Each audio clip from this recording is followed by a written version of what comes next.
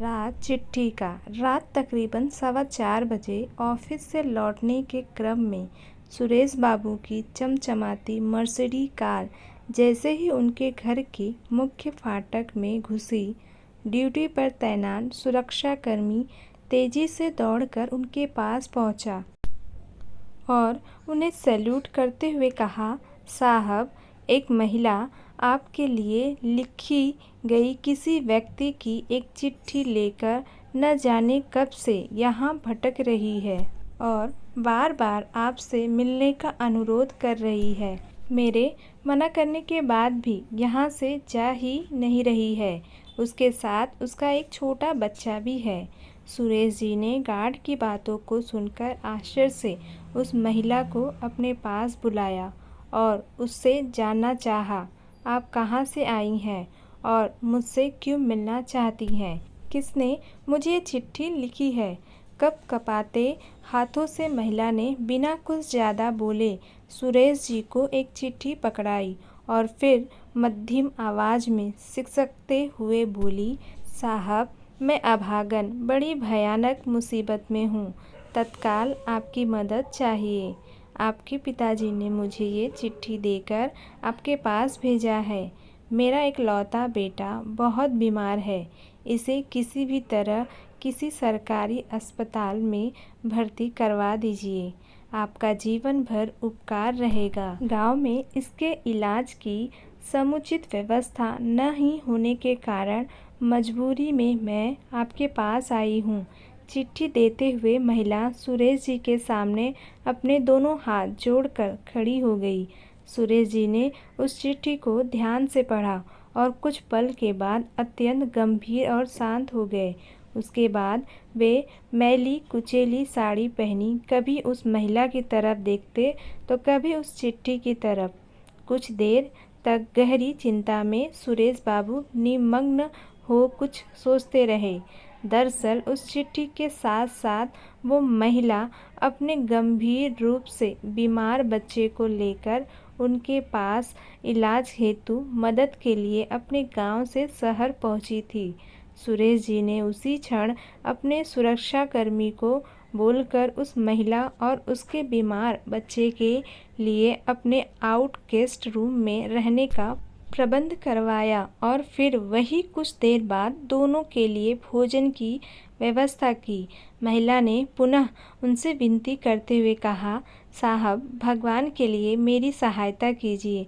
मेरे इकलौते बीमार बच्चे को किसी सरकारी अस्पताल में भर्ती करवा दीजिए, नहीं तो इसका बचना मुश्किल है। महिला बोलते बोलते उनके पैरों पर गिर पड़ी। अरे माताजी, ऐसा मत कीजिए। आप मेरी माँ समान है। आप चिंता मत कीजिए, सब ठीक हो जाएगा। सुरेश बाबू ने उसका धैर्य बढ़ाया। इतने में रात के सन्नाटे को चीरती हॉर्न बजाती हुई एक दूसरी गाड़ी तेजी से घर के अंदर घुसी और कुछ पल के बाद ही एक डॉक्टर वहां उपस्थित हुए। आइए डॉक्टर साहब, ये बच्चा बीमार है। इसको ज़रा पूरी गंभीरता से देखकर इसकी चिकित्सा शुरू कीजिए, सुरेश जी ने कहा। डॉक्टर बाबू ने बिना कोई समय गंवाए लगभग 20 मिनट तक उस बच्चे का गहन निरीक्षण किया और फिर कुछ जांच करवाने के साथ साथ कुछ दवाइयों की पर्ची भी वहां खड़े सुरेश बाबू के हाथ में पकड़ा दी। ये कुछ दवाइयाँ और इंजेक्शन मेडिकल स्टोर से तत्काल मंगा लीजिए। मरीज को अभी देने हैं और मैं अपने साथ जांच के लिए इस बच्चे का रक्त नमूना लेकर जा रहा हूँ। जांच की रिपोर्ट लेकर कल फिर आऊँगा, डॉक्टर ने सुरेश बाबू से कहा और फिर वहाँ से निकल गए। सुरेश बाबू ने डॉक्टर की पर्ची और कुछ पैसे अपने ड्राइवर को पकड़ाते हुए उसे तुरंत सारी दवाइयाँ लाने का निर्देश दिया और फिर अपने घर के अंदर जाने के लिए वहाँ से गलियारे की ओर मुड़े। साहब, बस आप मेरे बच्चे को किसी सरकारी अस्पताल में भर्ती करा देते। मैं गरीब कहाँ से दे पाऊँगी इलाज के इतने पैसे। मेरे पास तो रहने खाने तक के भी पैसे नहीं हैं। महिला गिड़गिड़ाई, माताजी अब आप निश्चित रहें और जाकर आराम करें, रात बहुत हो चुकी है। इतना कहकर सुरेश बाबू वहाँ से निकल अपने घर के अंदर प्रवेश कर गए। सुबह डॉक्टर बाबू बच्चे की रिपोर्ट के साथ फिर आ गए और उसे 1-2 इंजेक्शन तथा कुछ दवाइयाँ दी। अपने ऑफिस जाने से ठीक पहले सुरेश बाबूजी ने भी बीमार बच्चे के साथ साथ उस महिला के लिए अच्छी तरह से खाने पीने की व्यवस्था करा दी और सबको उन दोनों का ध्यान रखने के लिए निर्देशित कर वहां से चले गए। डॉक्टर बाबू अब नियमित रूप से आकर उस बीमार बच्चे की जांच करते और साथ ही सही ढंग से उसकी चिकित्सा भी। लगभग 1 महीने के बाद जब बच्चा पूरी तरह से स्वच्छ हो गया तो महिला सुरेश बाबू के सामने जाकर बोली, साहब मेरा बच्चा बिल्कुल ठीक हो चुका है। हम अब वापस अपने गांव जाना चाहते हैं। आपने जो मेरे लिए किया उसके लिए मैं जीवन भर आपका और आपके पिता राजा राम जी का उपकार कभी नहीं भूलूंगी। जब महिला अपने बच्चे के साथ वहां से विदा होने लगी तो सुरेश बाबू ने कुछ रुपयों के साथ दोनों को नए कपड़े और 2 जोड़ी नए चप्पल उपहार स्वरूप दी और साथ ही उसे एक चिट्ठी भी देते हुए कहा कि इसे उन पिताजी को दे दीजिएगा जिन्होंने आपको यहाँ भेजा है। महिला हाथ जोड़कर कृतज्ञता का भाव प्रकट करते हुए उन्हें लगातार अनगिनत आशीर्वाद देती वहाँ से चल पड़ी। ठीक दूसरे ही दिन अपने गांव पहुँच राजा राम जी को वह चिट्ठी देते हुए महिला उनसे सुरेश जी की बहुत तारीफ करने लगी। बाबा, आपका बेटा तो देवता है देवता, कितना ख्याल रखा हमारा।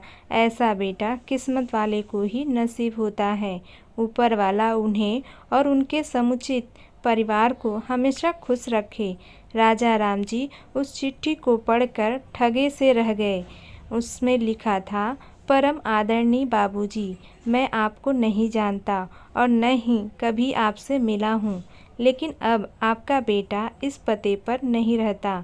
कुछ महीने पहले ही उसने ये मकान बेच दिया है।